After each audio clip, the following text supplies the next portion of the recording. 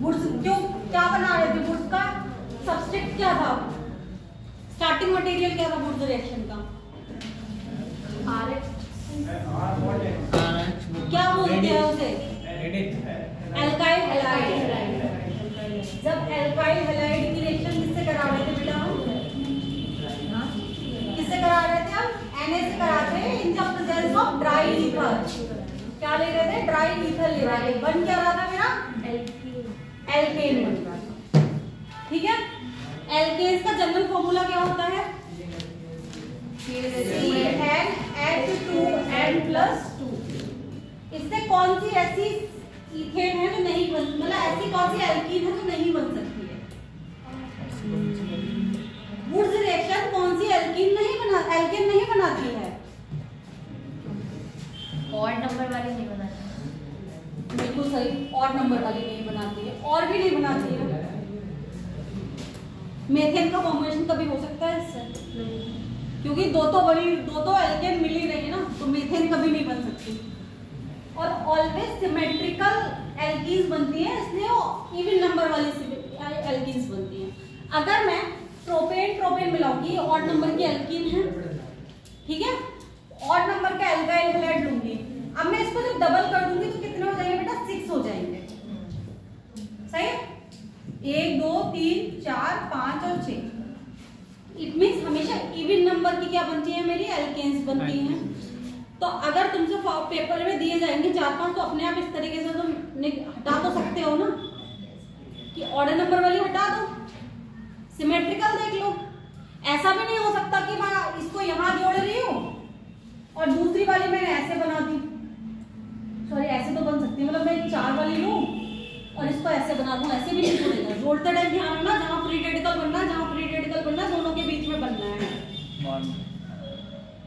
आया समझ में? और जब एक हमें क्या दिया होगा, अगर मेरे लिए ये तुम्हें 2 मोल्स में दिए हुए हैं तो मेरी कौन सी हो रही थी? इंटरमोलिकुलर हो रही थी, इंटरमोलिकुलर वाली। और अगर मेरे पास 1 मोल में दे रखा है,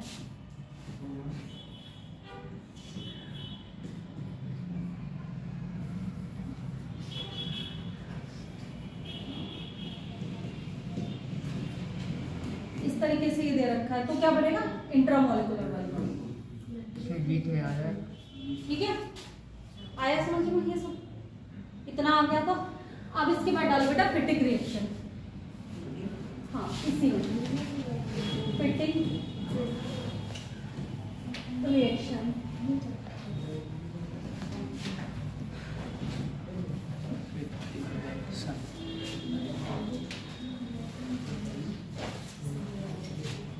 चलो, FITTING fitting reaction.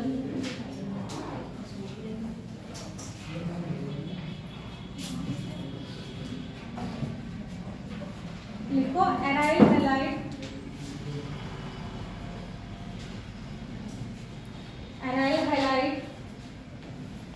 react with sodium,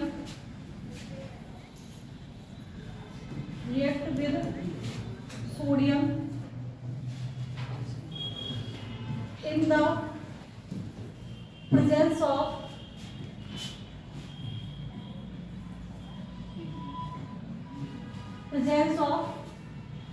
tetrahydrofuran,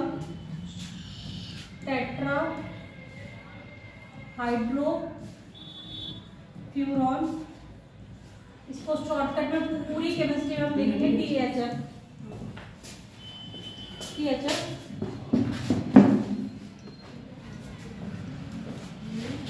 Biphenyl as a product form, biphenyl as product is formed। तो इसमें तुम्हें क्या क्या पता चला? हमारे सबस्ट्रेट कौन कौन से हैं? Aryl halides and sodium. मेरा सॉल्वेंट कौन सा है? THF। क्या है? THF, tetrahydrofuran. पता होना चाहिए क्या है THF? टेट्राहाइड्रोफ्यूरॉन। इसको भी कराते हैं बेटा बहुत ज्यादा हीट पे, मतलब हाई टेम्परेचर पे करानी पड़ेगी रिएक्शन, ड्यू टू रीजन अभी मैं तुम्हें समझाती हूँ। देखो, अगर मेरे पास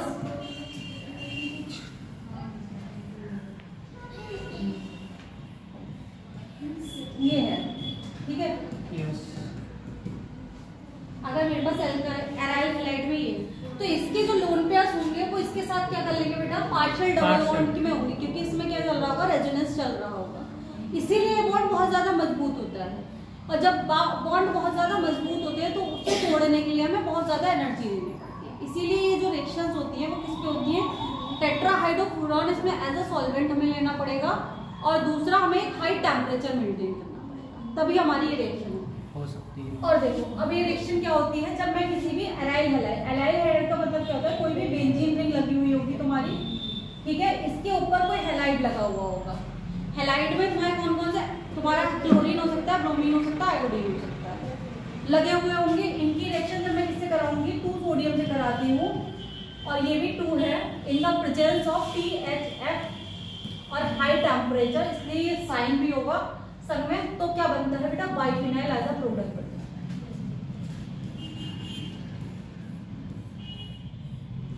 यस।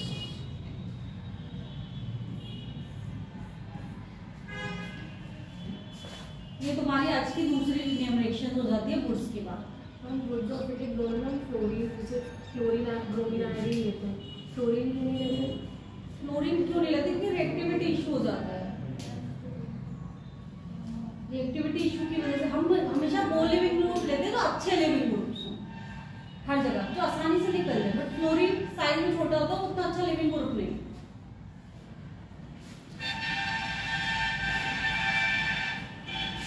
इसे हम बोलते हैं बेटा एराइल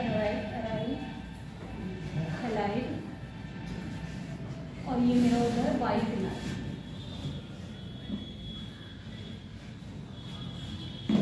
इसके बाद ये डालो वुड्सोफिटिक रिएक्शन।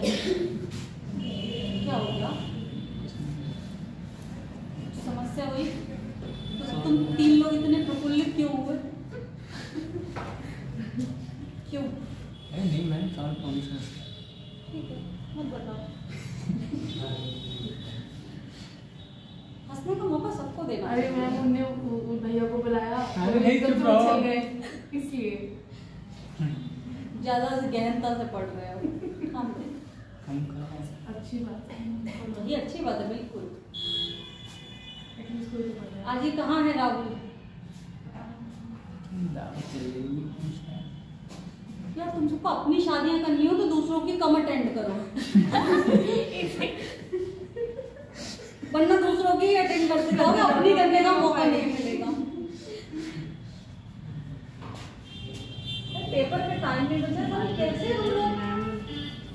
बात बहुत सही करी। शादी में करना अपनी अकेले करनी। मैंने अपने पूरे जीवन में सिर्फ 3 साल अटेंड करा, मेरे जीवन में मैं कितनी सिर्फ 3 जो पर्सनली अटेंड करे। एक मेरे सगे चाचा की, 2 मेरी सगी बहनों की बस। और मैम घर वाले कुछ नहीं इस साल कहते, मैंने नहीं कहते, क्या? शादी में घर वाले ले नहीं जाते। अरे मैम जबरदस्ती ले जाते हैं घर वाले, खींच कर। घर में नहीं नहीं, होता। घर में नहीं होता, मेरे वाले अच्छे हैं, वो नहीं लेके जाते हैं। हमारे ले जाते हैं ना, इसलिए हमको बड़ा परेशान है। नहीं जाओ तो देखो वुड्स पे रिएक्शन।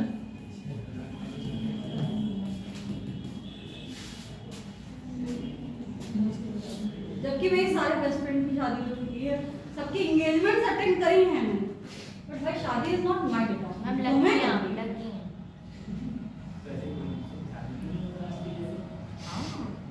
सबके अपनी अपनी चीजें हैं ना, एक्चुअली बाउंड्री सेट करके रखनी पड़ती है ना। सिंपल सी चीज, सबकी अपनी अपनी चीजें हैं। मेरे को ना वो भीड़ भाड़ पसंद है, ना मुझे कोई खाने में इंटरेस्ट है। दूल्हा दुल्हन से मैं पहले मिल चुकी होती हूँ, तो क्या करूँगी शादी में जाके? इन्हीं 3 कामों के लिए जाते थे। मैम नहीं, ये लोग मैम, बात ऐसा कभी नहीं। कॉमन सर्टिफिकेट होते हैं। लिखो वुड्स फिटिंग। इसमें क्या होता है बेटा, जब एक एल्काइल हैलाइड की रिएक्शन हम किससे करा रहे होते हैं, एराइल हैलाइड से करा रहे होते हैं, इन द प्रेजेंस ऑफ सोडियम। इसमें हमारा जो वो आता है, क्या आता है बेटा, ड्राई ईथर ही आता है। क्या आता है, ड्राई ईथर, ड्राई ईथर और हीट आती है साथ में, और ये बन क्या जाएगा, हाँ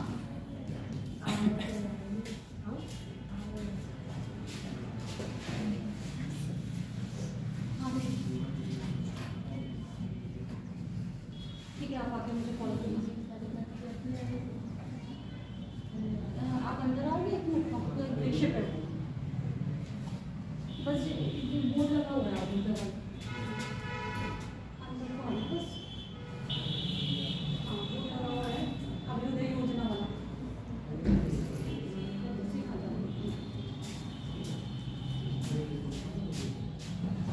जैसे कि अगर मैं CS3X की कराती हूँ रिएक्शन इससे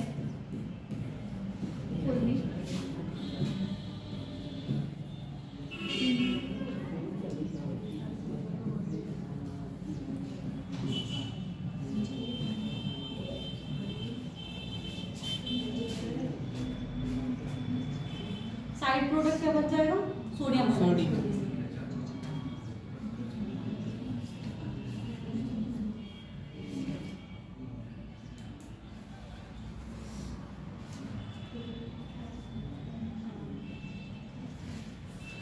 सारी नेम रिएक्शंस की कॉपी बना लेना ठीक है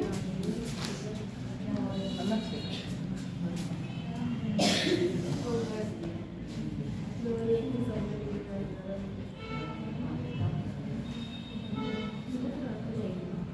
एक कोई भी अल्काइल हैलाइड ले लोगे ऐसा जरूरी नहीं है CS3 वाला ही लो इतनी में बुद्धियां खोल के रखना मैं अल्काइल हैलाइड बोल रही हूँ इट मींस कोई भी अल्काइल हैलाइड हो सकता है हम सबसे छोटी यूनिट से करके इसलिए दिखा देते हैं कि रिएक्शन आसानी से हो जाए सेम गोज टू यहाँ एराइल हैलाइड में ऐसा नहीं है सिर्फ यही हो सकता है एराइल हैलाइड्स में एराइल के साथ साथ यहाँ पे कोई सब्स्टिट्यूट्स भी लगे हुए हो सकते हैं तो बस इनकी रिएक्शन करानी होती है और ये क्या बन जाता है फाइनल इसको क्या बोलते हैं जो बना है मेरा बेंजीन के ऊपर CS3 लगा हुआ है अब बेटा डालो फ्रैंकलैंड रिएक्शन फ्रैंकलैंड रिएक्शन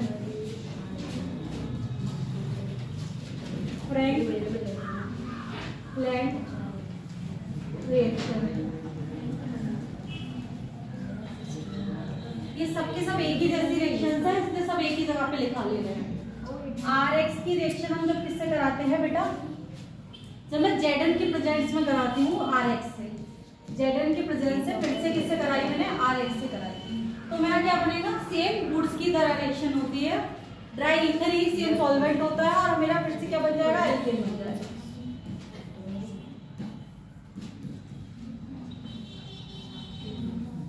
और प्लस ZnX2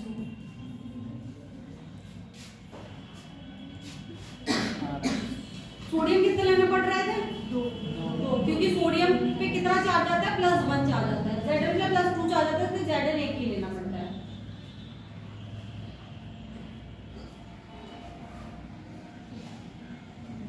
अगर क्वेश्चन आ जाए फ्रैंकलैंड रिएजेंट कौन सा है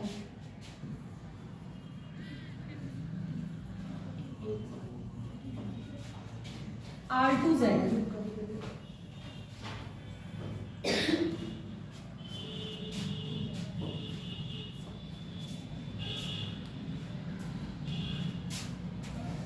अल्काइल हैलाइड की रिएक्शन जब सोडियम की प्रेजेंस में सोडियम से करा दे in the presence of dry ether तो क्या बन रहा था हमारा एल्केन्स बन रहा था रिएक्शन क्या कहला रही थी मेरी Wurtz reaction same goes to अगर मैं अल्काइल हैलाइड की reaction in the presence of Zn मतलब जिंक सॉल्वेंट मेरा ड्राई ईथर है कराऊंगी तो क्या बनेगा मेरा एल्केन्स बनेंगे क्या बनेगा एल्केन्स बनेगा और रिएक्शन मेरी क्या कहलाएगी फ्रैंकलैंड रिएक्शन कहलाएगी लिख ली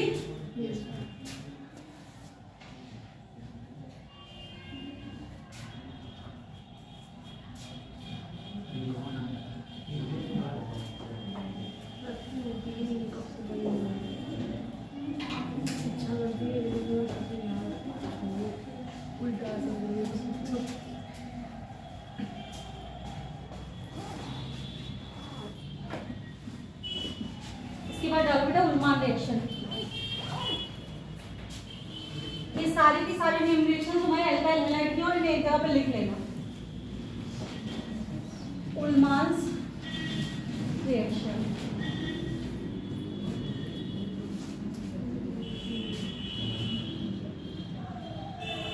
लिखो alkyl halide with copper, alkyl halide react with copper in the presence of dry ether,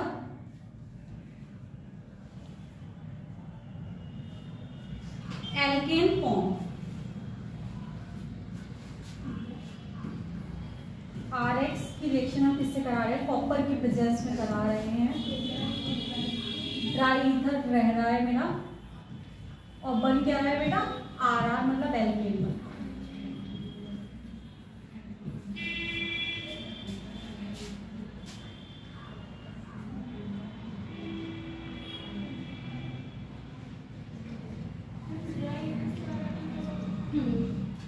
और इसमें सेम एराइल हैलाइड्स भी हो सकते हैं कि दोनों एराइल हैलाइड्स भी होते हैं और सीयू की प्रेजेंस भी हो सकती है। AR ये भी लिख लेना, ARX plus CU plus ARX aryl halide है ये और ये एल्काइल हैलाइड है, बस इतना डिफरेंस है।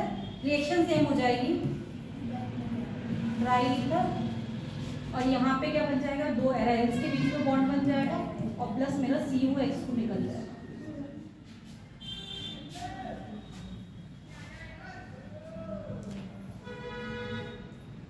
कौन कौन सी पढ़ ली?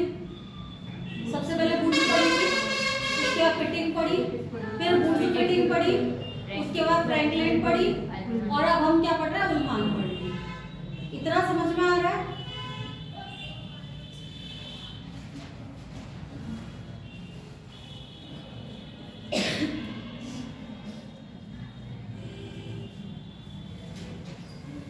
अब इसके बाद बेटा डालो कोरे हाउस रिएक्शन, कोरे हाउस सिंथेसिस करके आती है। कोरे हाउस सिंथेसिस। कोरे हाउस सिंथेसिस का जो रिएजेंट होता है वो क्या होता है? R2CuLi। इसको बेटा बोलते हैं गिलमान रिएजेंट, गिलमान रिएजेंट।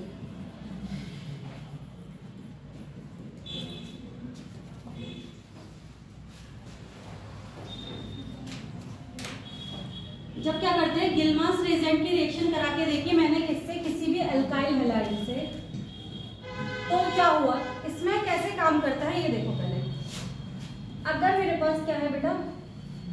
R2CuLi है, ठीक है। इसमें क्या होगा? यहाँ से एक R निकल के जाता है, सिर्फ ये रह जाता है, तो यहाँ से एक R निकल के जाता है जो किसी भी चीज पर रिएक्ट करेगा और ये निकल जाएगा। प्रोसेस ये होता है। बट हमें क्या याद रखना है? हमें फाइनल प्रोडक्ट्स याद रखने हैं, हमें प्रोसेस से मतलब नहीं है, बिकॉज हमें मैकेनिज्म नहीं करनी है, समझे? हमें क्या याद रखना है कि इसका फाइनल प्रोडक्ट क्या बनेगा। गिलमान में क्या हुआ? ये पूरा ना जुड़ के क्या होगा? सिर्फ एक R आके इसके साथ, जो भी R इसके साथ दिया होगा, CH3 they, ethyl they, propyl they, tertiary butyl they, whatever it is, आके वो इस वाले R के साथ जुड़ जाएगा। सेम गोज, ये R दोनों सेम भी हो सकते हैं। मान लो मैं दे सकती हूँ सीधे सीधे, अगर मैंने दिया CH3 का whole twice CuLi plus CH3X, तो मेरे क्या बन जाएगी? एथेन बन जाएगी। अगर मैं यहीं पे इथाइल कर दूंगी तो मेरा उसके हिसाब से प्रोपेन बन जाएगी। अगर मैंने दोनों इथाइल कर दिए तो मेरा क्या बन जाएगा? ब्यूटेन बन जाएगी। इसलिए इसमें इवन और आउट दोनों बन सकती है। जिनमें R डिफरेंट डिफरेंट है उनमें इवन और दोनों बन सकती हैं, जिनमें R सेम सेम है उसमें क्या होगा? इवन बनेगा।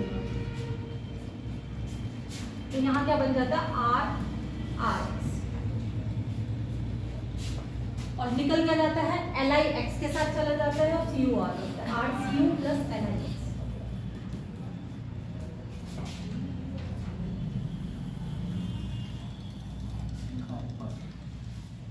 और इसे लिख लेना, इसे बेटा गिलमान रिएजेंट्स कहते हैं, नाम से भी पूछा जाता है।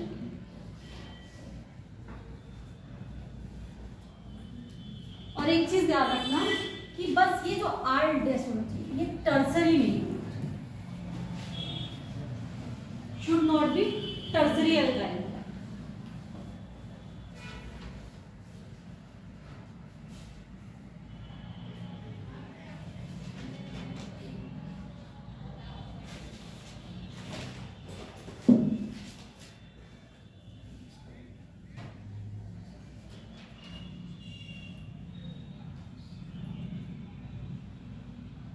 अब एक चीज देखो, अगर तुम्हें रिएक्शन जब क्वेश्चन दिए होते हैं स्टेप बाय स्टेप रिएक्शन दी हुई होती है समटाइम्स, अगर तुम्हें एल्काइल हैलाइड दिया हुआ है उसके साथ मुझे एल दे दिया उसमें, और उसके बाद मुझे एक यू लिख के दिया, और उसके बाद मुझे क्या दे दिया, उसके बाद मुझे फिर से आर डैश एक्स दिया, और यहाँ जेड जो आएगा इस जेड को सॉरी एक्स और वाई आएगा, ठीक है, यहाँ वाई है और यहाँ जेड है, और इसको यहाँ पे जो भी प्रोडक्ट आएगा और तुमसे प्रोडक्ट पूछता है, तो बताओ क्या प्रोडक्ट है। ये जो ऊपर वाली रिएक्शन है it is the formation of the Gilman reaction. जब मैं एल्काइल हैलाइड रिएक्शन लिथियम से कराऊंगी तो पहले RLI बन जाएगा, और जब इसी की रिएक्शन 2 मोल्स में मैं Cu से कराऊंगी तो R2CuLi बन जाएगा। तो ये पूरा जो प्रोसेस आया वो मेरा क्या बनाने के लिए आया, R2CuLi बनाने। जैसे ही R2CuLi मेरे पास आ गया तो मुझे Z की जगह पे वही रखना था, R2CuLi। ठीक है, यहां से मेरा क्या आ जाएगा बेटा, प्रोडक्ट आ जाएगा, क्या आ जाएगा, R। समझे कि तुम्हें ये प्रोसेस वाइज भी रिएक्शन लिख के दे सकता है कि अगर उसने लिखा RX की रिएक्शन आपको करानी है Li पहले स्टेप, दूसरा स्टेप Cu से, और तीसरा स्टेप करानी है आपको R-X final product.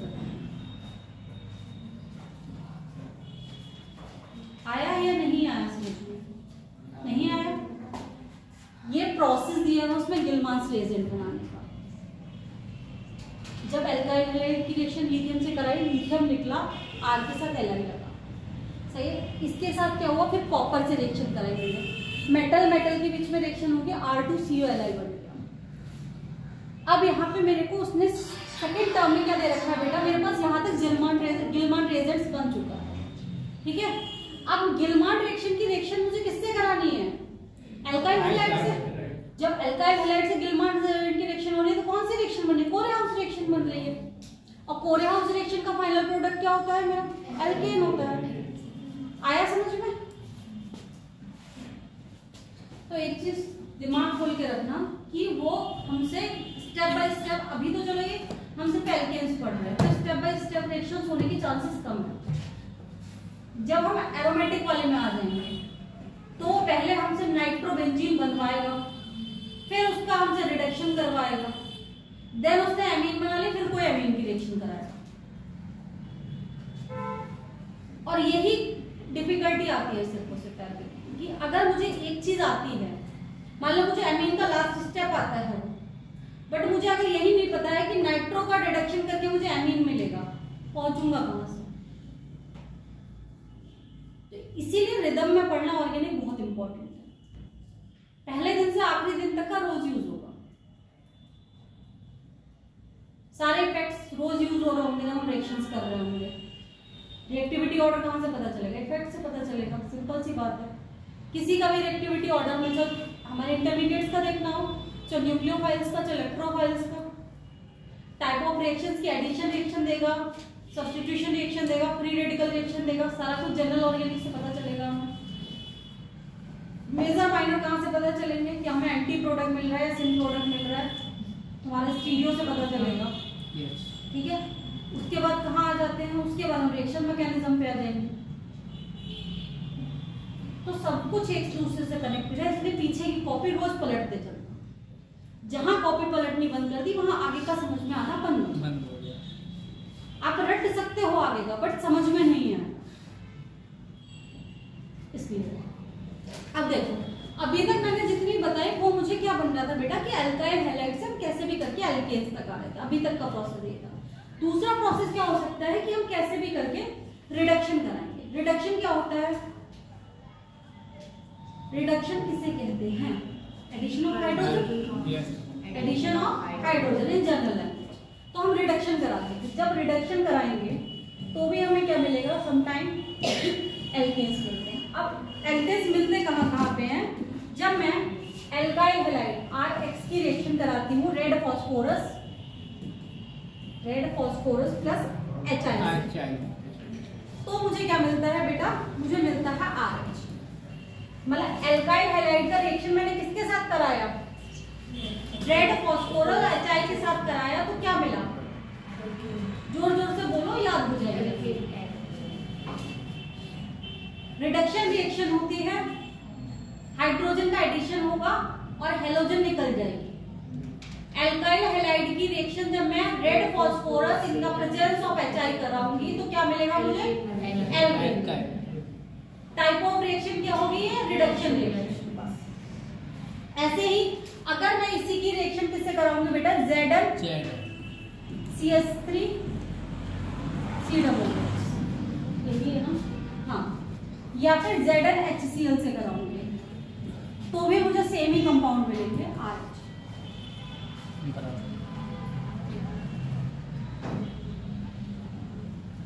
Zinc amalgam से कराऊंगी Zn Hg से, तब भी सेम कंपाउंड मिलेगा।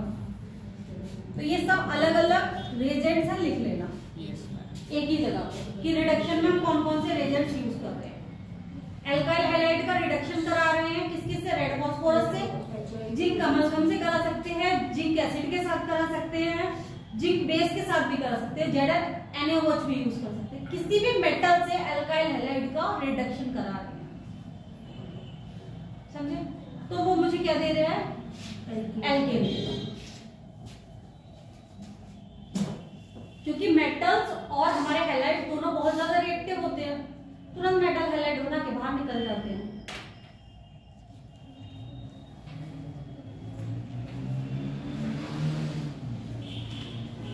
रेड फॉस्फोरस हमारा बहुत ही अच्छा रिड्यूसिंग रेडेंट है। जनरली अधिकतर फंक्शनल ग्रुप के साथ वो एल्केन ही बनाएगा। इवन मैं उसकी रिएक्शन आपको कार्बोनिल से कराऊं, इतना लिख लिया। Yes ma'am. अब तुम एक जगह पे लिखो सिर्फ रेड फॉस्फोरस की reaction, red phosphorus plus HI, ये सारे में हमारा रिएजेंट है। अगर मैं इसकी रिएक्शन RH से करा दी थी तो मुझे क्या मिल रहा था बेटा, RH मिल रहा था। अगर मैं रिएक्शन इसकी ROH से कराऊंगी, ROH का मतलब एल्कोहल, क्या हो गया, एल्कोहल, तो भी मुझे क्या मिलता है बेटा, RH मिलता है।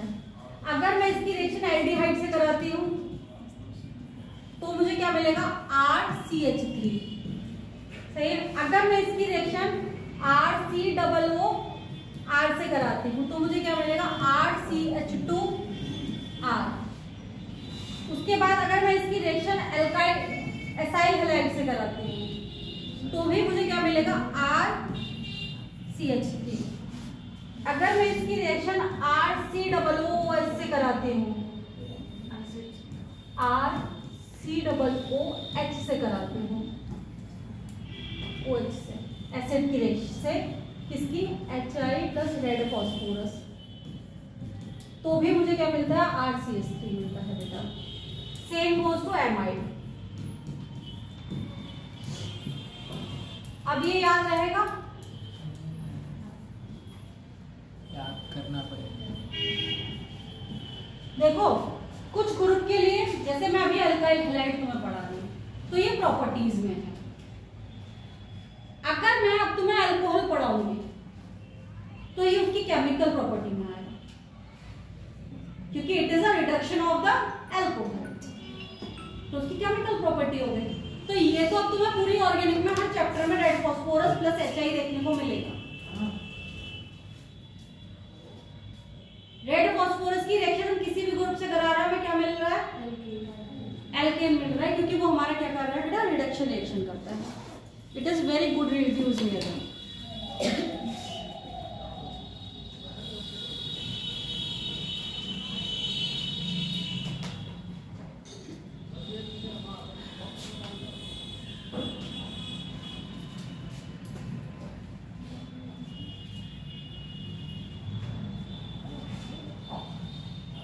फ्रैंकलिन रिएजेंट में हम कौन सा वो यूज कर रहे थे बेटा, रिएजेंट,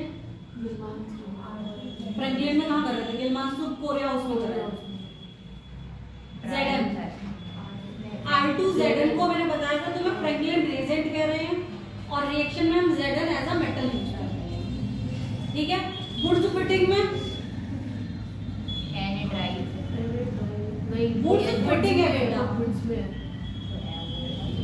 Zn शायद यूज करते हैं ड्राई तो ही करते हैं वुड्स फिटिंग में। अच्छा तो फिटिंग में कर रहे थे वो चीज, सॉरी फिटिंग में सोडियम प्लस टेट्राहाइड्रोक्लोरान यूज कर रहे थे। वुड्स फिटिंग में हम सोडियम प्लस डाइलीथर यूज कर रहे थे। ये सारी एक दो बार लिख के देख लेना जिससे कि नेम और नाम के साथ लिख के दें। रफ कॉपी पे बार बार नाम के साथ 4-5 बार लिखोगे ये याद हो जाएगा।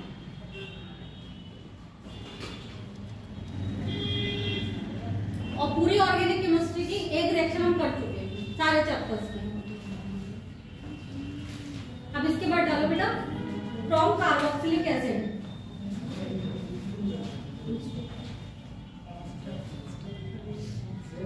डालो बेटा from carboxylic acid, from carboxylic acid.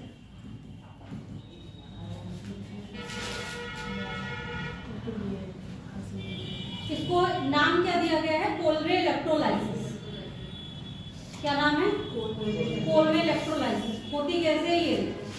होती ऐसे है जब मैं एसिड की रिएक्शन RCOOH की रिएक्शन किससे कराती हूँ? Na से कराती हूँ। तो ये क्या बन जाता है बेटा? मत जाओ इसके ऊपर यार, अपनी कभी तो पढ़ाने में मजा आ रहा होगा। एसिड की रिएक्शन मैंने क्या कराई? प्लस Na से कराई, सही है। ये क्या बनेगा? RCOO माइनस और Na प्लस, इतना बन जाता है। ये क्या बना? सोडियम का सॉल्ट बना, सोडियम का बना सॉल्ट बना और निकला क्या बेटा? 1/2 हाइड्रोजन निकला, 1/2 H2, क्योंकि यहाँ से एक H निकला। लिख सकते हैं इसे 1/2 हाइड्रोजन H प्लस को आराम से। अब दूसरे में क्या होगा? दूसरे में इसकी रिएक्शन फिर से इससे करा देते हैं। जो मेरा सोडियम का सॉल्ट बना उसकी रिएक्शन मैंने किससे करा दी? फिर से एसिड से करा दी। कराओ RC≡OH। अब इसकी रिएक्शन किससे हुई मेरी? ये दो ले लो, दो मत लो, एक ही लो, और प्लस RCOO' और यहाँ पे हमारी NaH2 और इलेक्ट्रोलाइसिस चल रही है। तो बेटा ये क्या बन जाता है? R आपस में रिएक्शन कर लेते हैं, प्लस मेरा 2CO2 निकल जाता है ये वाला और ये वाला, प्लस बनता है मेरे पास H2O और प्लस NaOH। जो जो हमने इसमें लिया था सब कुछ अलग अलग हो जाता है। ये दोनों हमारे कैथोड पे बन जाते हैं। ये सिर्फ अभी सीख लो, तुम्हें जोड़ने में कुछ नहीं करना। ये सिर्फ क्या करना है? जो इसका R होगा और इसका R होगा मिला के जोड़ लेना है, बस कोई पंगा नहीं है। बट कुछ चीजों की जब हमें एनसीईआरटी में दे रखी है, कोई स्टेप ही पूछ सकता है। पूछ क्या सकता है कि कैथोड पे क्या बनता है कोलवे इलेक्ट्रोलाइसिस पे, और एनोड पे क्या बनता है।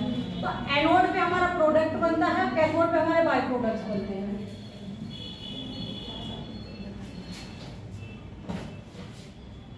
अगर कोई सन की आर्मी पेपर बनाएगा तो वो कतई तुमसे रिएक्शन नहीं पूछेगा। क्या पूछेगा कि रिएक्शन का मतलब बाय प्रोडक्ट्स क्या बन रहे हैं।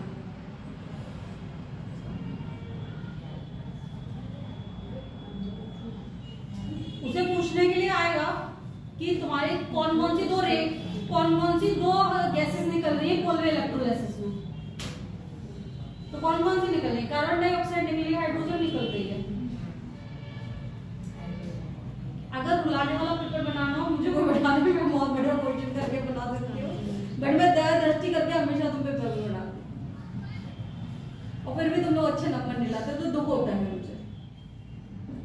अगर ऐसे कचरे वाले क्वेश्चन भर के दूं कभी तो मैं क्या करूँगी? फिर कहोगे अगली बार से मैम को रेटिंग खराब दे दो जिससे कि मैम भी भाग जाए। कैथोड पे क्या बना बेटा? H2 प्लस NaOH बना, और इस पे एनोड पे क्या बना बेटा मेरा? जो हमें रिकमेंडेड प्रोडक्ट चाहिए था, और CO। मैम बना दो।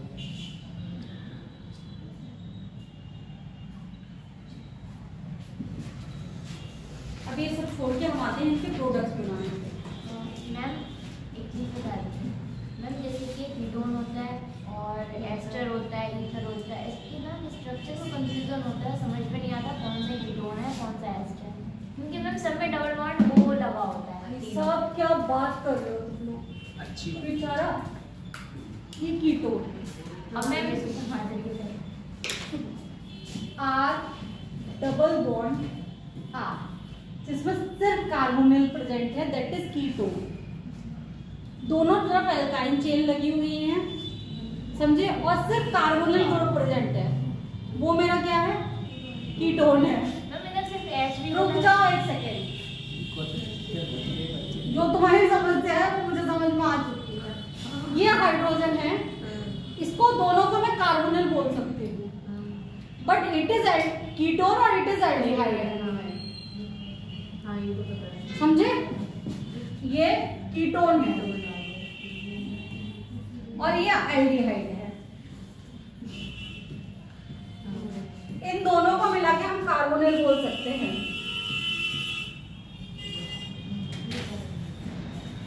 आया कि अगर मैं तुमसे बोल रही हूँ कार्बोनिल ग्रुप की ये रिएक्शंस हैं, तो वो रिएक्शंस एल्डिहाइड और कीटोन दोनों दे रहे हैं। अगर मैं तुमसे बोल रही हूँ it is the reaction of aldehyde group, then वो कीटोन नहीं देगा,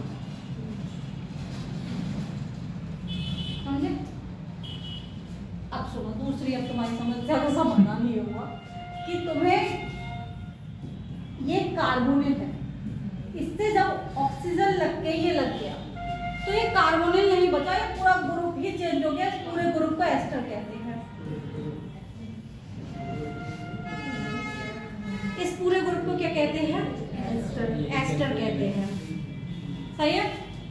इसके बाद अगर मेरे पास O और R है, इसे ईथर कहते हैं, जिसमें सिर्फ O है। क्या कहते हैं? इसे ईस्टर कहते हैं, इसे क्या कहते हैं? ईथर कहते हैं। अगर मेरे पास क्या है बेटा? RCOCl है, इसे एसाइल हैलाइड कहते हैं, सही है। अगर मेरे पास C double bond O group presence है, इसे एनहाइड्राइड कहते हैं।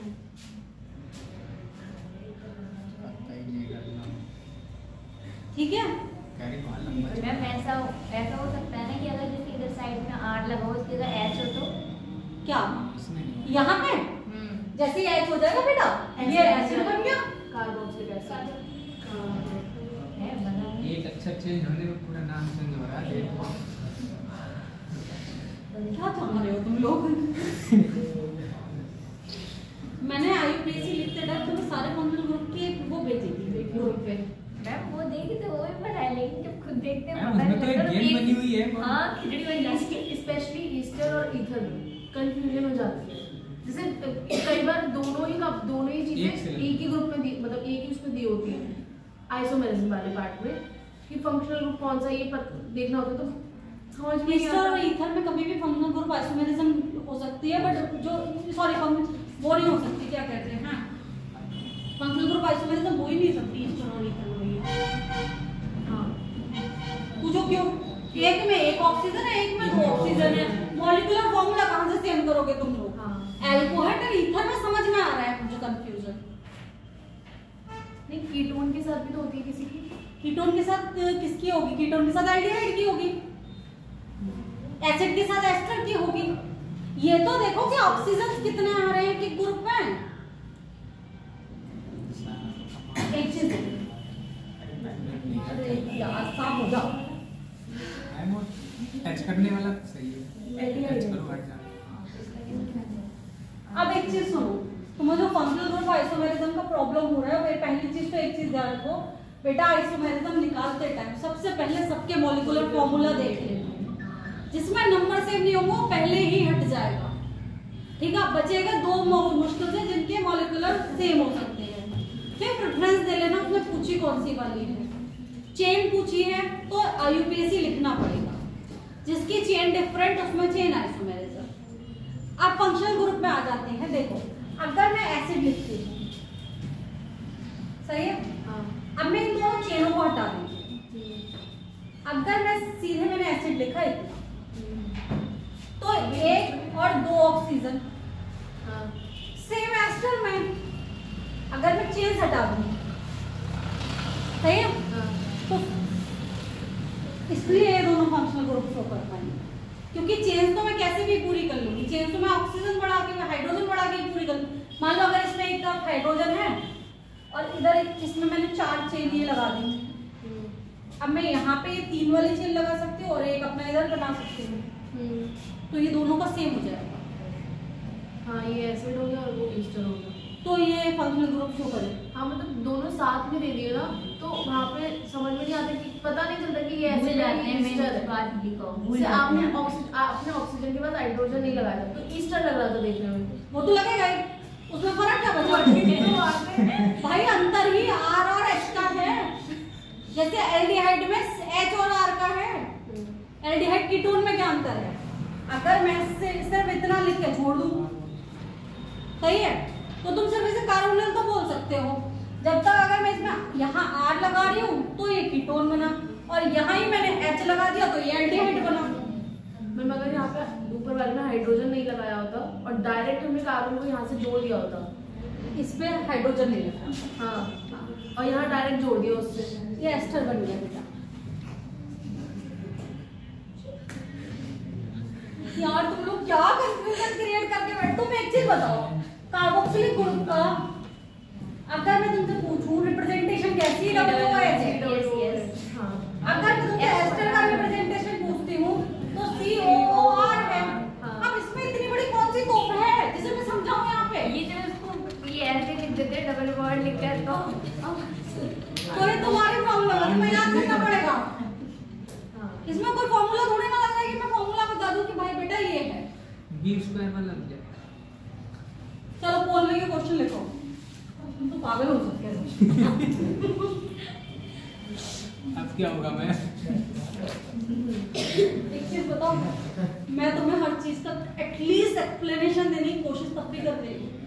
कुछ मास्टर केमिस्ट्री में सच में ऐसे आप खड़े होते हैं, हमने भी पढ़ा है, जो तुमसे कहेंगे पढ़ लो चुपचाप, केमिस्ट्री है इसको ऐसे ही पढ़ते हैं, ऐसे ही पढ़ते हैं। स्पेशली इनऑर्गेनिक और वो इनऑर्गेनिक। फिजिकल तुम्हें पूछना नहीं पड़ेगा क्यों करते हैं ऐसा, बट ऑर्गेनिक एंड इनऑर्गेनिक पूछना भी पड़ेगा। टीचर का एक्सप्लेनेशन पता है क्या होगा? तुम्हारे लेवल की चीज नहीं है। और रियलिटी में अगर मैंने अभी तुम्हें जिलमान की छोटी सी एक झलक दिखाई, तो ये ऐसे बनता है, बट मैंने तुम्हें रिएक्शन मैकेनिज्म नहीं सिखाई, वो तुम्हारी लेवल की चीज नहीं है। सिखा दिया। अगर मैं तुम्हें मेटल इलेक्ट्रॉन ट्रांसफर सिखाने बैठ गई तो मुझे फिर से खुद एमएससी करनी पड़ेगी, तुम सब संग में कर लो। और सीखना इसमें नहीं पड़ता, इतने बड़े क्वेश्चन ही नहीं आते। अब तुम्हें ये दिया हुआ है, सही है, सिंपल सा। अगर मैं इसमें तुम्हें क्या, इसमें तुम्हें दिख रहा है मेरा पास प्रोडक्ट ये है NaH2O और इलेक्ट्रोलाइसिस दे दिया।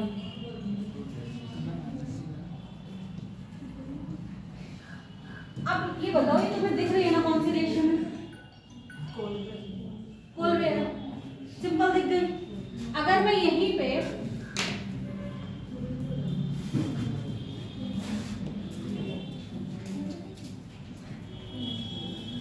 ये दिख रही है कौन सी है? हाँ, वुड्स रिएक्शन दिख रही है ना, क्योंकि ये तुम्हारे लेवल की चीज है इसलिए दिख रही है, ठीक है। अब देखो,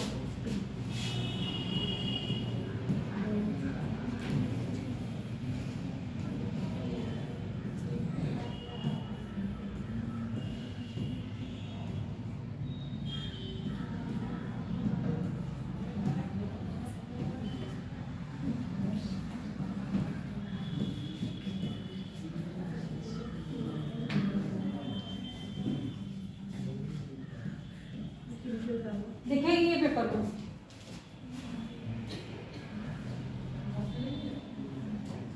भाई अभी पढ़ी है इसलिए दिखेगी ये।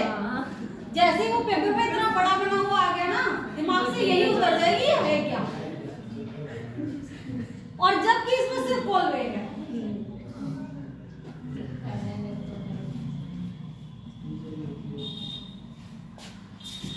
ये बनता है, ठीक है। अगर मैं इसकी रिएक्शन सोडियम से कराती हूँ, बर्च रिडक्शन है सोडियम से, तो ये बनता है ट्रांस एल्कीन, सही। सेम अगर मैं इसकी रिएक्शन लिंडार्ड कैटालिस्ट के प्रेजेंस में कराती हूँ, Na के साथ एक और लग जाता है, सही है, तो ये इससे एल्कीन बनती है। ठीक है, सिर्फ इस क्वेश्चन पे मेरा आज तक जीवन में नेट छूट चुका है।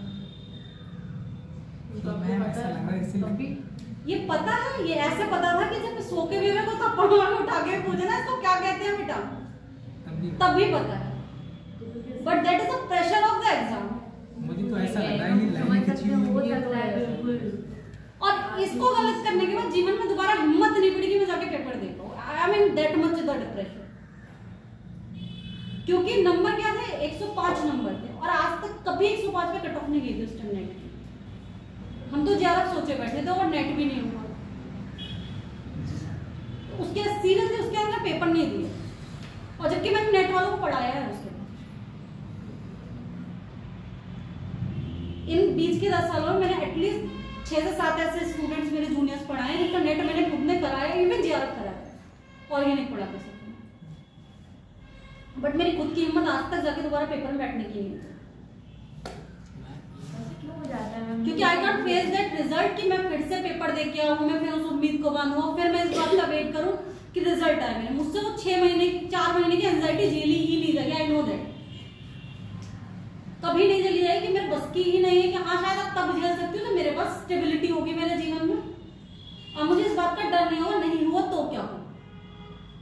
और इसीलिए मैंने उस दिन के बाद से वो एग्जाम देना बंद कर दिया, और सिर्फ यही था रीजन। क्या था, ये इतने छोटे नहीं थे,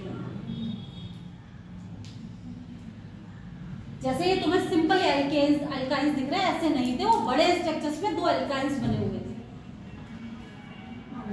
और हाँ वही मैं कह रही हूँ, उसमें लेवल्स में कुछ नहीं बढ़ाते। ये उस टाइम में पढ़ाने वाला कभी समझाता ही नहीं था कि तुम्हें पूरे मॉलिक्यूल से मतलब ही नहीं है, you just see the functional group, क्योंकि तुम्हारी रिएक्शन फंक्शनल ग्रुप पे होनी है।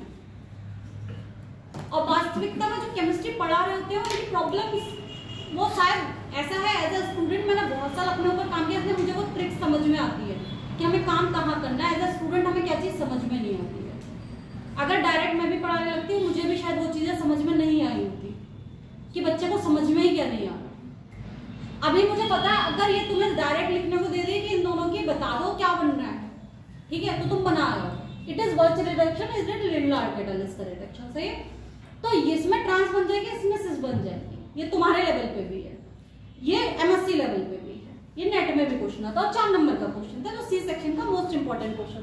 बस बात क्या थी, वो इतना बड़ा स्ट्रक्चर बना के उसने साइड में 2 एल्कीन्स लगा रखी थी और 2 करके ऑप्शन दे रखे थे, दोनों ऑप्शन कंफ्यूज हो इन दैट प्रेशर कि आपको समझ में नहीं आ रहा, अच्छा सिस बनाऊंगा तो कैसा वाला रिएजेंट आएगा, और अगर इसी को ट्रांस स्टीरियो बनाऊंगा तो कैसा वाला।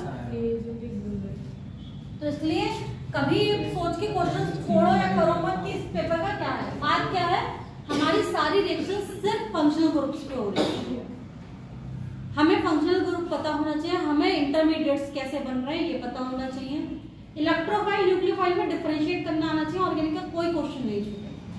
इसलिए पहले जनरल अच्छे से पढ़ लो और उसके बाद इन सब चैप्टर्स को तो हाथों पे हिला डालोगे। वास्तविकता बता रही हूँ, तुम्हारी जितनी केमिस्ट्री का सिलेबस ऑर्गेनिक का है, अगर तुम लोगों ने तमीज से कर लिया एक बार सही से पढ़ के, तो शायद उसकी रिवीजन 5 दिन की नहीं है, बट वो तुम्हें उतना मेहनत देनी पड़े। हम कुछ रिएक्शंस के तो जैसे कोड भी है, उसका केवल हम प्रोडक्ट याद रखें। प्रोडक्ट कैसे रख लोगे यार, अगर तुम्हें उसका सब्सट्रैक्ट ही नहीं याद है कि कार्बोक्सिलिक की रिएक्शन है, ये भी तो सोचो। नहीं मतलब दिए सारे नेम रिएक्शंस के तुम्हें सब्सट्रैक्ट पता होना चाहिए, किस कंडीशन में हो रही है वो कंडीशन पता होनी चाहिए। जैसे कुछ ड्राई ईथर पे हो रही है, अगर उसने तुम्हें एक रिएक्शन दी, ठीक है बेटा, यहाँ Na लिखा है और यहाँ ईथर लिखा है, ठीक है, और यहाँ एक प्रोडक्ट बना के दिया ये, ठीक है, और यहाँ पे एक प्रोडक्ट बना के दिया,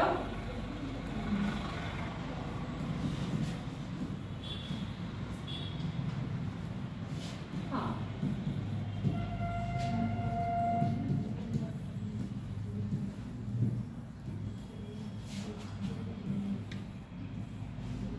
और ऑप्शन तुम्हें दे दिए कि कौन सा तुम्हारा गुड्स का एग्जाम्पल है, सेकंड वाला, एक दो दोनों या एक भी नहीं। सेकंड वाला ड्राई नहीं लिखा है ना। अभी दिख रहा है ना सबको, हाँ ये अभी दिख रहा है ना कि हमने ड्राई ईथर नहीं लिख रखा है, ईथर की प्रेजेंस में रिएक्शन नहीं होगी, क्योंकि मॉइस्चर की प्रेजेंस में sodium is very much exploding properties रखता है, एकदम फूट जाता है, तो वो रिएक्शन ही क्या करेगा। बट क्या पेपर में वो ड्राई ईथर दिखेगा? तो मैं ये तो दिखेगी कि हो सकता है ये गुड्स ना हो, क्योंकि हम जनरली गुड्स ये पढ़ते हैं। It is intramolecular type of goods reaction, जो हम जनरल एनसीईआरटी में तो है ही नहीं गुड्स इंटरमोलिकुलर। अगर सिर्फ एनसीईआरटी पढ़ के जाऊंगा मैं, तो एनसीईआरटी में कहीं भी इंट्रामोलिकुलर गुड्स रिएक्शन नहीं लिखी हुई है। एग्जाम्पल तो नहीं है, शायद लाइन वाइज कहीं लिखा हो तो मुझे नहीं ध्यान है। ये मुझे गुड्स भले ना लगे, ये जरूर लगेगी उस टाइम पे, और जबकि ये नहीं है और यही पेपर होता है। वो पेपर में क्यों तुमसे पूछेगा कि गुड्स का एग्जांपल कौन सा है भाई? वो तुमसे रिएक्शंस के सॉल्वेंट की कंडीशन तक पूछ सकता है, और उसे पेपर डिफिकल्ट बनाना है। ऑर्गेनिक रिएक्शन पोलर सॉल्वेंट में होंगे, नॉन पोलर सॉल्वेंट में होंगी? नॉन पोलर सॉल्वेंट्स में होंगी। ये सब चीजें मैटर करती हैं। और जो कि बेसिक सी बात है, सब स्टार्टिंग में लिख के देंगे।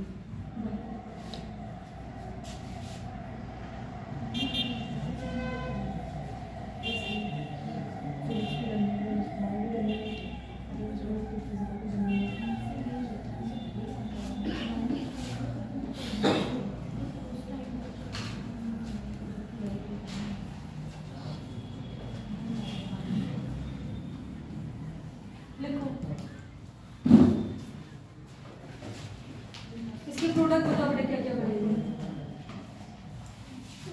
देखो इसमें प्रोडक्ट बेटा क्या बनता है, या तो इसको सीधे सीधे ये बनती है, ठीक है, ये निकल जाएगा, या फिर एक प्रोडक्ट बनता है इसका ये।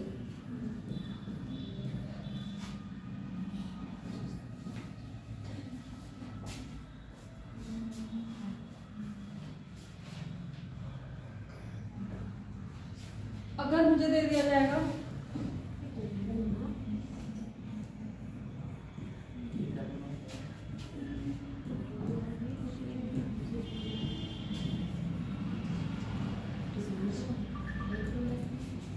जैसे कोलवे में इलेक्ट्रोलाइसिस लिखा होना बहुत जरूरी है। कोलवे होती है इलेक्ट्रोलाइसिस में, जब तक इलेक्ट्रोलाइसिस नहीं होगी तब तक कोलवे स्टार्ट ही नहीं होगी।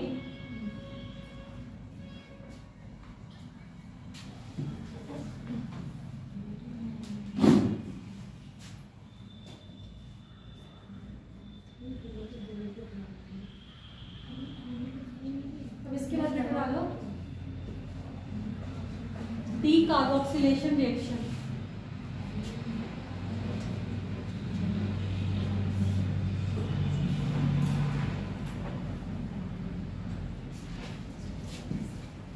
D carboxylation reaction. D carboxylation से मतलब क्या समझ रहे हो बेटा, हमें कार्बोनिल ग्रुप को क्या करना है, निकाल देना है, रिमूवल करना है। उसके लिए हमें क्या निकालना पड़ता है, उसके लिए हमें क्या यूज करना पड़ता है, सोडा लाइन। जब हम कार्बोक्सिलिक एसिड की रिएक्शन RCOOH की रिएक्शन सोडा लाइन से कराते हैं, NaOH प्लस CaO, इसको हम बोल रहे होते हैं सोडा लाइन। तो हमारा क्या बनता है बेटा, alkane plus NaOH, alkane plus CO2 निकल जाती है, एंड इसमें बनेगा सोडियम कार्बोनेट Na2CO। अब इस रिएक्शन में तुमसे पूछ सकता है कि साइड प्रोडक्ट क्या बनता है, तो सोडियम कार्बोनेट बनता है तुम्हारा side product. In the presence of soda line होती है ये रिएक्शन।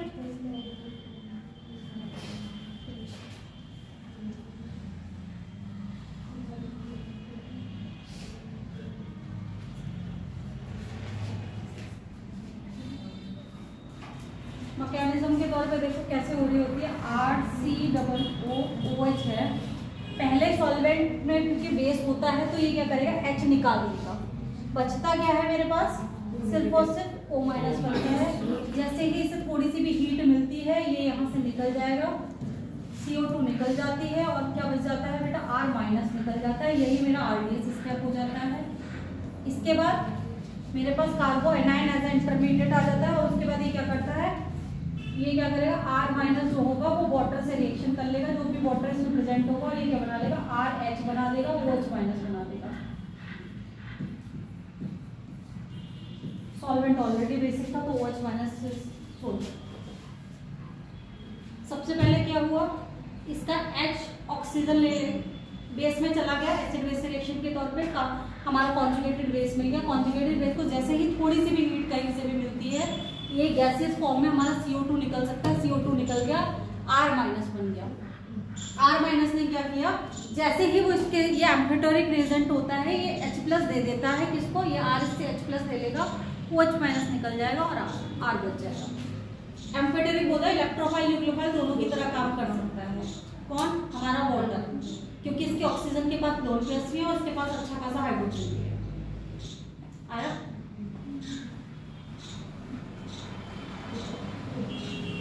ये तुम्हारी डी कार्बोक्सिलेशन रिएक्शन कहलाती है जिसमें कि हम क्या निकाल रहे होते हैं, और इसका अगर रेट पूछेगा वो तुमसे, rate of D carboxylation, rate of D carboxylation, तो बताओ क्या होगा बेटा।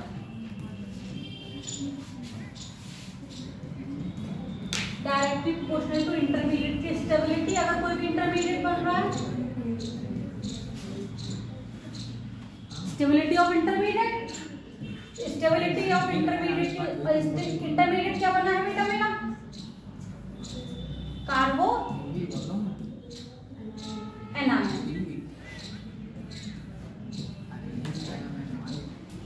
सही है, और कार्बो एनाइन की स्टेबिलिटी क्या हो रही थी, माइनस वाले ग्रुप कार्बो एनाइन की स्टेबिलिटी को बढ़ा रहे थे, इलेक्ट्रोनेगेटिव एटम्स आसपास में जहां पे भी थे वो सब क्या कर रहे थे, बढ़ा रहे थे। और वैसे अगर डिग्री वाइज देख रहे थे तो 1 डिग्री की सबसे ज्यादा, 2 डिग्री की उससे कम, 3 डिग्री की सबसे ज्यादा।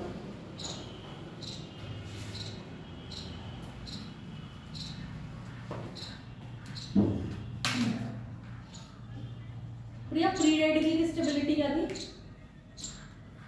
फ्री रेडिकल की स्टेबिलिटी क्या थी, अगर मेरे पास इंटरमीडिएट फ्री रेडिकल बन रहा है स्टेबिलिटी को कौन बढ़ा रहा था उसकी,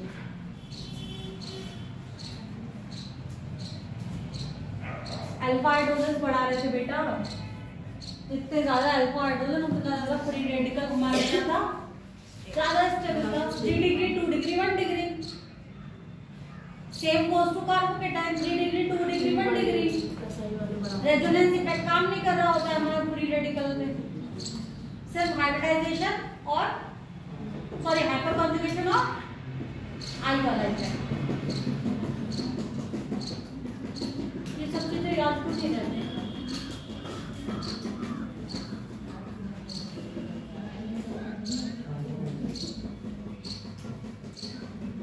रोज पढ़ो इसको, कितना छोटा करते जा सकते हो ना अपनी ऑर्गेनिक को, तो छोटा करते जाओ। एक रफ कॉपी ले लो, जितना कंसाइज कर पाओ चीजों को, मतलब जो याद है उन्हें छोड़ दीजिए, यहाँ ये तो मेरे अंदर है नहीं याद है, जितना कुछ नहीं याद है उसे कॉपी के पन्नों पे लिख दो, कॉपी मत बनाना, पन्ने बनाना कि आज मुझे GOC 2 पन्ने में खत्म करनी है, आज मुझे आइसोमेरिज्म 1 पन्ने में खत्म करनी है, कैसे भी कितना भी छोटा लिख के करूँ मुझे करनी हो 1 पन्ने में खत्म। नंबर ऑफ पेजेस कम कर लो, पढ़ना अपने आप शुरू हो जाए, फिजिक्स हो, केमिस्ट्री हो, बायो हो, व्हाटएवर इट इज, कंसाइज हो, जितना छोटा कर पाओ।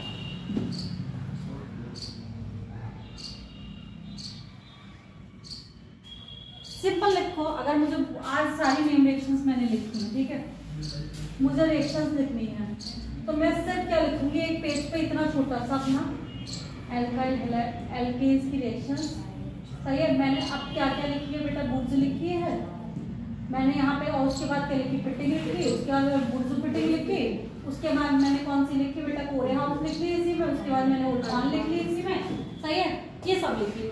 उसके बाद हमें इन सबका प्रोडक्ट तो पता है क्या करना है, एल्केन, और हमें लिखने को बचा क्या क्या है, 2 चीजें, सिर्फ सबस्ट्रेट और तुम्हारा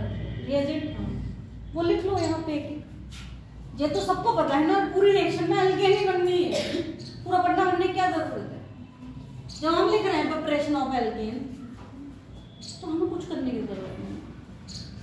अगर मैंने यहाँ पे लिखा रेड फॉस्फोरस, सही है, ठीक है, रेड फॉस्फोरस सबसे क्या बना रहा है, एल्केन बना रहा है। मैं यहाँ पे वो सारे फंक्शनल ग्रुप लिख दे रही हूँ, जैसे मैंने यहाँ एल्कोन लिख लिया, यहाँ एल्डिहाइड लिख लिया, यहाँ कीटोन लिख लिया, यहाँ एस्टर लिख लिया, यहाँ एमाइड लिख लिया, यहाँ एसिड लिख लिया, सबसे क्या बनना है मेरा, एल्केन। इसने जगह घेरी मेरी इतने से लिखने में, और मेरी रिएक्शंस हो गई कंप्लीट। तो कंसाइज करो नोट, तो जिससे कि अगर तुम्हारे पास 5 मिनट भी हैं तो उस पन्ने को देख पाओ। कॉपी पलटने में बहुत टाइम लगेगा। दूसरी बात, अगर सबके पास पढ़ने के बैठने की एक जगह है, ठीक है, तो जो चीजें याद नहीं होती उन्हें सामने लिख के लगा, जस्ट लाइक पीरियोडिक टेबल। अगर तुम्हारे पास मान लो अपनी जगह है, सामने लिख के लगा लो, नहीं है तो एक अपनी कॉपी जो भी पढ़ते हो या रफ कॉपी जो भी है उसके फ्रंट पेज पे चिपका लो यहाँ पे, ठीक है, बना के उसको चिपका लो, खरीद के 1-2 रुपए वाली वो प्रिंट आउट अभी आते हैं उससे चिपका लो, रोज अपने कॉपी खोलो, 2 बार देख लो। जब तुम्हें ये पता होगा ये इस लाइन में है तो धीरे धीरे ये भी याद हो जाएगा कौन से पीरियड में है, धीरे धीरे ग्रुप्स भी याद हो जाएंगे।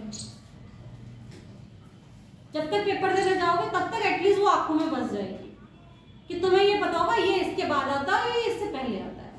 सबके इलेक्ट्रॉनिक नंबर याद करने की जरूरत नहीं होती, यू शुड नो पहले वाले के और लास्ट वाले के। अगर तुम्हें पीरियोडिक टेबल याद है, बाकी के तुम्हें लिखने में 10 मिनट भी नहीं लगेंगे, अगर तुम्हें नहीं भी याद रहेगा तो। अगर मुझे हाइड्रोजन हीलियम यहाँ पता है कि मुझे लिथियम आ जाएगा तीसरे नंबर पे, उसके बाद यहाँ पे बेरिलियम आ जाएगा, देन बोरान आ जाएगा, कार्बन आ जाएगा। अगर मुझे लिथियम का 3 नंबर पता है तो आगे का लिखने में मेरा क्या जा रहा है। सेम तुम एक बार न्यू जो इनर्ट गैसेस है उनके याद कर लो।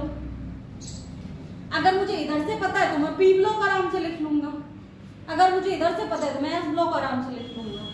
बचता है डी ब्लॉक, 3 ही तो लाइनें हैं भाई। जब इतना याद हो जाएगा तो वो भी 3 याद हो जाएंगी धीरे धीरे। 21 से लेके 30 तक है वो, समझे। अब नेम रिएक्शन शुरू हुई है अभी। अब नेम रिएक्शंस का अभी से तुम लिखना शुरू कर लोगे तो वो पोथा नहीं बनेगा, वरना अब तुम लास्ट टाइम में सोचो लाओ एक दिन बैठ के नेम रिएक्शन के शॉर्ट नोट्स बना लो, वो जीवन में नहीं बनेंगे, पेपर आ जाएगा। अभी से जाओ, एक कॉपी अभी से रख लो, 7 नेम रिएक्शंस आज मैंने पढ़ी, मैं 7 के साथ उस पर लिख दे रहा हूँ। हिंदी, अंग्रेजी, अरबी, फारसी जिसमें लिखना हो, दैट्स योर ओन चॉइस। जिसमें आप सबसे कंफर्टेबल हो, कतई मत जाओ कि भाई इंग्लिश में ही नोट्स होने चाहिए ना, जो भाषा तुम्हें समझ में आती है उसमें लिख लो, क्या फर्क पड़ रहा है। अब इसके बाद कितना कर रही है,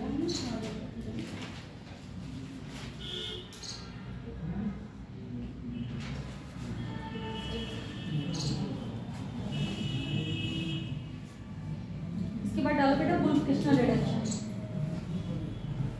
और जो ऐसे नाम वाले रिडक्शन है इन्हें याद रखना सारे को नेम रिएक्शंस की तरह, और उसी जगह पे लिखते जाना। देखो वुल्फ-किश्नर रिडक्शन,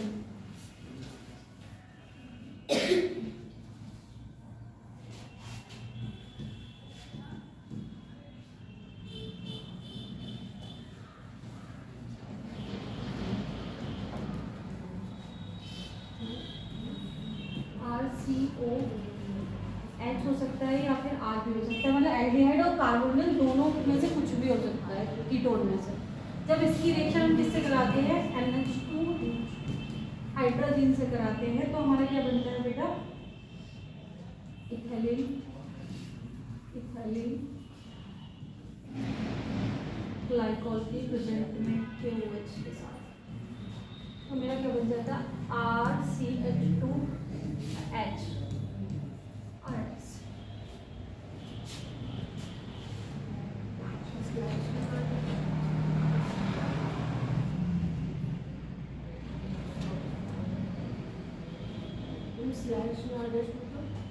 बेटा ये एल्डिहाइड भी हो सकता है और कीटोन्स भी हो सकते हैं। अगर मेरे संग H है तो ये एल्डिहाइड है, अगर मेरे संग R है तो ये कीटोन है।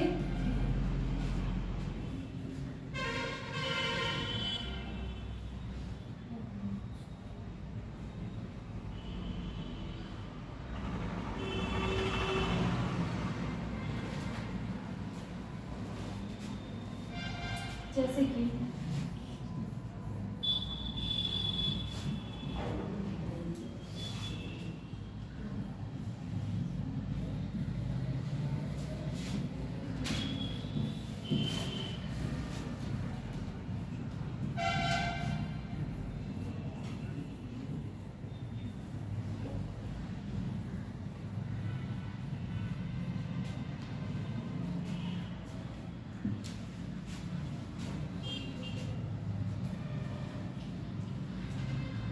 क्या क्या बेटा हाइड्रोजन, हाइड्रोजन अगर यहीं पे पीएच लग जाएगा तो फिनाइल हाइड्रोजन हो जाएगी। अगर एक अच्छे से पीएच लग जाएगा इसे हाइड्रोजन बोलते हैं।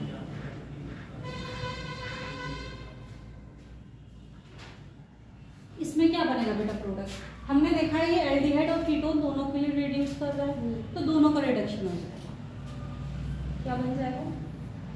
मेरा यहाँ पे 2 हाइड्रोजन्स लग जाएंगे, सेम मेरे यहाँ पे 2 हाइड्रोजन्स लग जाएंगे और इधर एक हाइड्रोजन है, तो ये क्या बन गया मेरा? ठीक है, कौन सा रिडक्शन हुआ मेरा? वुल्फ किस्टन।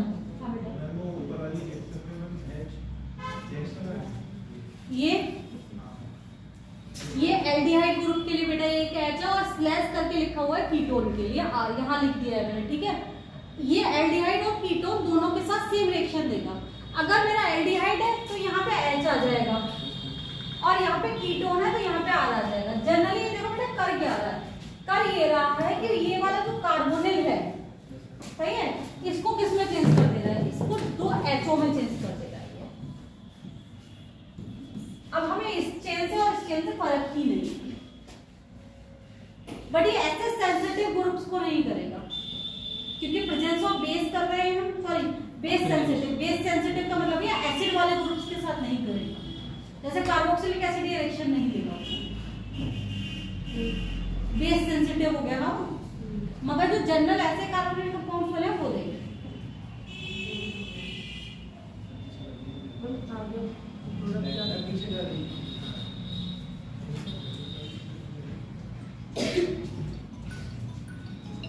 मैकेनिक्स करवा के बताओ, मैकेनिज्म क्या होता है?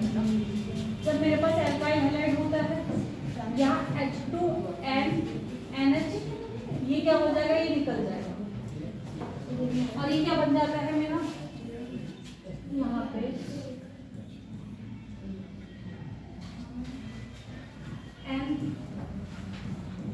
ये आ जाता है, सही है। यहाँ पे टॉटोमेरिज्म हो जाएगी क्योंकि देखो एक hydrogen single bond double bond, ये यहाँ और ये यहाँ।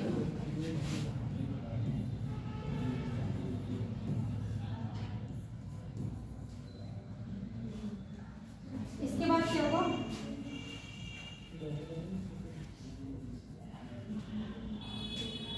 सॉरी टॉटोमेरिज्म में तो माइनस नहीं आएगा, हाइड्रोजन आ जाएगा।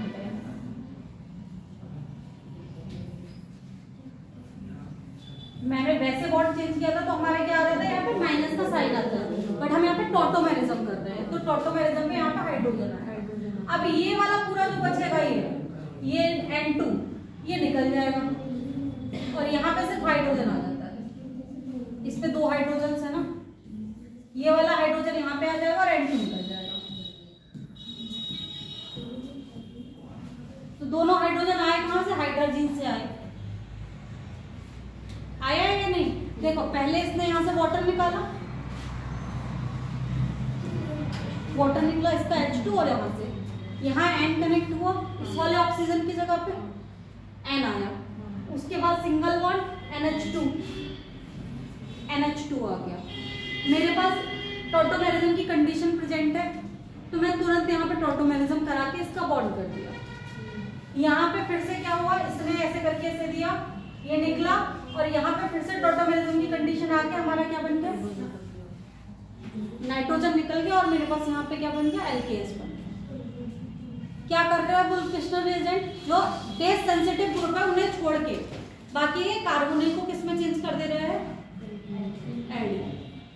ये क्या था मेरा वुल्फ-किश्नर रिएजेंट था। उसके बाद देखो किल्मेंशन रिडक्शन,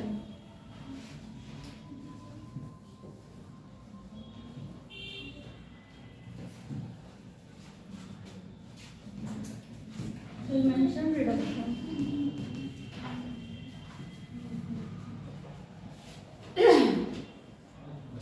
जब कार्बोनिल की रिएक्शन मतलब कीटोन या एल्डिहाइड दोनों हो सकता है, सही है बेटा, R भी हो सकता है और H भी हो सकता है, कीटोन एल्डिहाइड दोनों हो सकता है। ZnHG से कराते हैं इन द प्रेजेंस ऑफ HCl।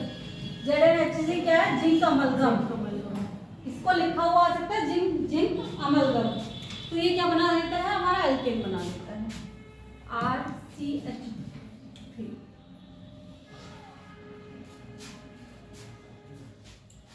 अब ये RCH3 भी बन सकता है, सॉरी यहाँ पे 2 ही करके लिखते हैं, RCH2, यहाँ H भी हो सकता है और R भी हो सकता है। हमने अगर कीटोन लिया तो R होगा, और अगर मैंने एल्डिहाइड, कहाँ गए हैं ये सब, तुम सब लोग बाहर जा रहे हो ना। अरे मैम कॉल आ रही है। सही, बड़ा काम, ठीक है। अगर मेरे पास कीटोन हुआ तो वहां पे R आ जाएगा, अगर मेरे पास एल्डिहाइड हुआ तो वो आ जाएगा। अब देखो जैसे कि अगर मैं तुम्हें देती हूँ CH3 C double bond C2H5 in the presence of sodium amalgam and HCl, तो बेटा क्या प्रोडक्ट बनेगा मेरा, प्रोडक्ट बताओ, C2 पर 2 H ब्यूटेन बन जाएगा।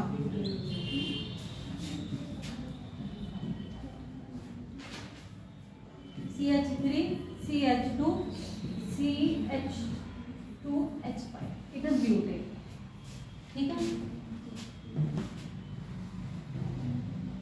सेम हम यहाँ पे क्या कर सकते थे बेटा, अभी किल्मेंशन रिएक्शन वाला भी लिख सकते, सॉरी वो वुल्फ-किश्नर वाला भी लिख सकते थे रिएजेंट को। वुल्फ-किश्नर भी सेम रिएक्शन ही तो दे रहा है। अगर तुमसे वो यही प्रोडक्ट मेरा कब बनेगा, अगर उसने तुम्हें क्या दे दिया, NH2 इथाइल ग्लाइकोल,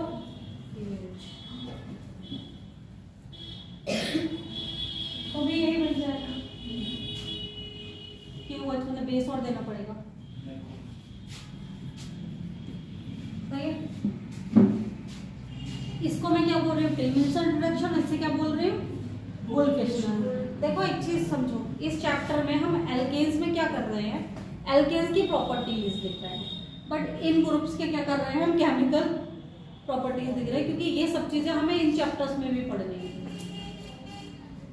जब हम कार्बोनिल के एल्डिहाइड और कीटोन्स पढ़ेंगे तो किल्मेंशन रिडक्शन वहां भी पढ़ेंगे, वुड्सरे की ये वुल्फ-किश्नर वहां भी पढ़ेंगे। हमारे पेपर, हमारे जो एनसीईआरटी है उसमें ये सब रिएक्शंस पहले चैप्टर में नहीं दी हुई, मगर तुम अभी से पढ़ लो, जिससे कि बार बार पढ़ते रहोगे तो थोड़ा सा दिमाग में बना रहेगा। अभी समझ में आया ना, कर लोगे ना ये दोनों रिडक्शंस। उसके बाद बेटा देखो एक चीज बताओ, रिडक्शन का मतलब हमारा क्या है, अगर मैं एल्कीन का रिडक्शन करूंगी तो काहे में होगा, एल्कीन का रिडक्शन करूंगी किसमें, एल्केन में। रिडक्शन इज एल्कीन, ये कर एक के साथ दो क्रिया, ये इसकी वजह से आ रही है। अगर मैं ये कर रही हूँ, सही है, और इसकी रिएक्शन में किसी भी मेटल से करा रही हूँ, Ni लिख लो, H2PD लिख लो, सही है, या फिर H2PT लिख लो। अगर मैं अब ये करा रही हूँ तो मुझे इसका ये सब मेटल्स जब करती हैं एल्कीन के साथ रिएक्शन तो रिडक्शन रिएक्शन दे रही होती है। क्या दे रही होती है, रिडक्शन। रिडक्शन का मतलब क्या है, हाइड्रोजन का जुड़ना। हाइड्रोजन कब जुड़ सकते हैं, जब मैं इसकी 1 डिग्री ऑफ अनसेचुरेशन को कम करूंगी बेटा। एडिशन ऑफ हाइड्रोजन होगा तो तभी जब ये बॉन्ड टूटेगा, जैसे ही ये बॉन्ड टूटेगा वैसे ही मेरा क्या हो जाएगा, ये क्या बन जाएगा, और ये क्या बनेगा, एल। आया समझ में? अगर मैं एल्कीन का रिडक्शन कराऊंगी तो क्या बनेगा, एल्कीन बनेगा। ऐसे ही मैं एल्काइन का रिडक्शन कराऊंगी तो एल्कीन, और अगर उसका फुल रिडक्शन कराऊंगी तो एल्कीन।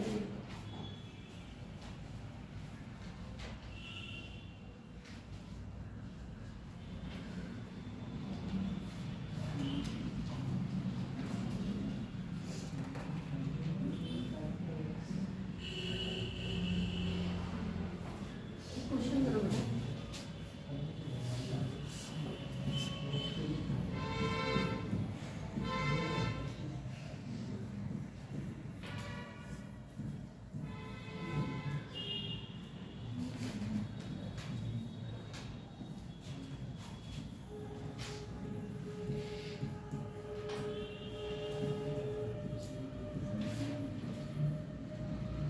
तो कौन क्या होगा,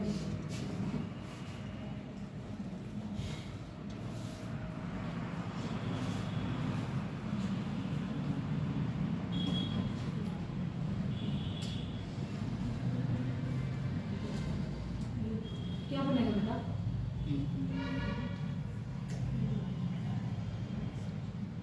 और कौन सा रिडक्शन है ये भी बताना मुझे।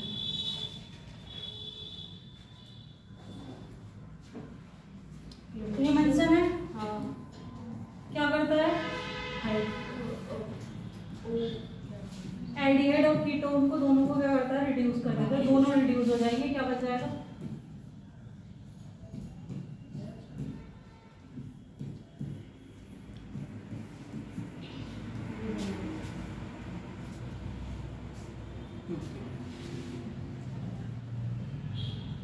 समझ में आया? जब बड़े बड़े ग्रुप होते हैं तो समझ में ही नहीं आ रहा होता क्या करना है।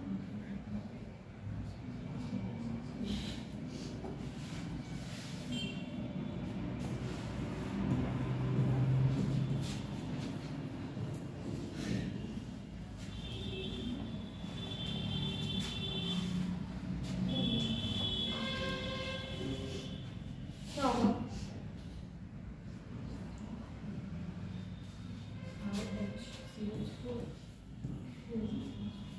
बिल्कुल।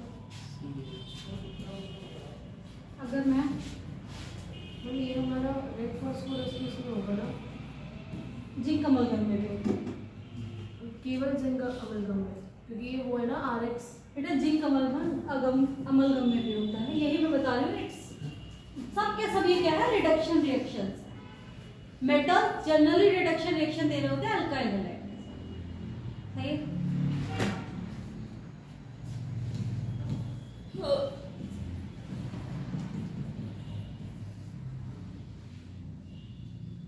ये क्या कर देगा,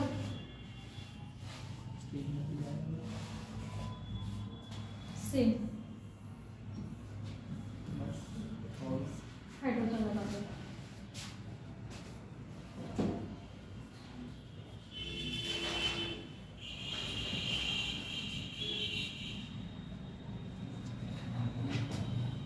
हमारा एल्केन्स में बचा क्या क्या है, केमिकल प्रॉपर्टीज में बचा है थोड़ा सा।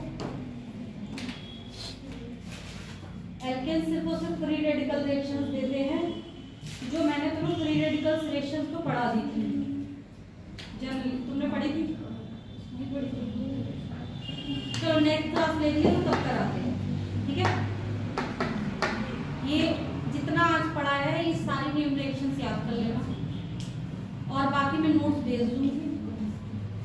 जितने नोट्स भेज दूं आराम से पढ़ लेना, जितना समझ में आए उसे एक्सेप्ट कर लेना, नहीं समझ में आएगा तो जब अगली क्लास है, क्योंकि मैं कोशिश ये करूंगी मैं ज्यादा से ज्यादा मैं नोट्स तुम्हें सारे भेज दूं, क्योंकि अब मेरी क्लास थोड़ी लॉन्ग टर्म के बाद लगेगी। इसके बाद फिजिक्स है, अब फिजिक्स है, ठीक है? उसके बाद एक वीक की मैं छुट्टी ली है क्योंकि मेरा पेपर है, तो फिर मैं दिसंबर में ही आऊंगी पढ़ाने, ठीक है? हाँ, तो उसके टाइम पे मैं नोट्स तुम्हें भेज दूंगी, और बीच में जो भी प्रॉब्लम है जिस किसी को जो छोटे जो क्वेश्चंस भेजूंगी वो भी करके देखना, मुझे फोन पे मैसेज कर देना, मैं तुम्हें आराम से उसके सोल्यूशन भेज दूंगी विद द वीडियो कॉल, कोई दिक्कत नहीं है। बस इतना है कि कॉपी जितना जनरल पढ़ा के रखा है, प्लीज हाथ जोड़ के कह रही हूँ, जब मैं वापस आऊँ तो ये नहीं करना कि मैं बिल्कुल नया हुआ बैठा हूँ, मैम मुझे कुछ नहीं याद। क्वेश्चन भेजने का टाइम शाम सुबह किसी भी टाइम भेजो, उसमें क्या प्रॉब्लम है, तुम किसी भी टाइम भेजो, मैं जब जग रही हूँ मैं तुम्हें रिप्लाई कर दूँगी, मुझे ये प्रॉब्लम नहीं है तुम्हारे मैसेज से मेरी नींद खराब होगी ना। तुम रात के 2, ढाई, 3, 4 बजे तक मुझे मैसेज कर सकते हो, जब चाहो तब करो, I don't have any problem. अगर वो पढ़ाई से रिलेटेड है, बस कोई रात के 2 बजे ये पूछने के लिए वैसे लगता है मैम आप जाग रही हो या सो रही हो, ये खाना अपने क्वेश्चन चुपचाप भेजो और उसके बाद लिख के भेजो, मैंने उसका आंसर भेजो। जब भी मेरे पास टाइम होगा जल्दी से जल्दी मैं तुम्हें वो उसके एक्सप्लेनेशन भेज दूँ। बट जनरल के क्वेश्चंस भेजूंगी मैं तुम्हें, ज्यादा से ज्यादा कभी सारे सॉल्व करना बैठ के। सेम गोज टू हमारे IUPAC की बहुत कम प्रैक्टिस हुई है, आइसोमेरिज्म की कोई प्रैक्टिस हुई ही नहीं है, तो तुम लोगों को मैं क्वेश्चंस भेजूंगी, पहले खुद अटेम्प्ट करो, नहीं हो रहे जितने वो मुझे भेजो, मैं उनका सोल्यूशन करके भेजूंगी, आराम से समझ में आएगा। और करना, मैंने एरोमेटिसिटी भेजे थे, करके देखे थे किसी ने? आंसर उसके साथ लिखे हुए थे अधिकतर के, और एक आध गलत भी हो सकते हैं क्योंकि वो मेरे भी बहुत जन्मों जन्मांतर के इनिशियल स्टेज में पड़े हुए थे।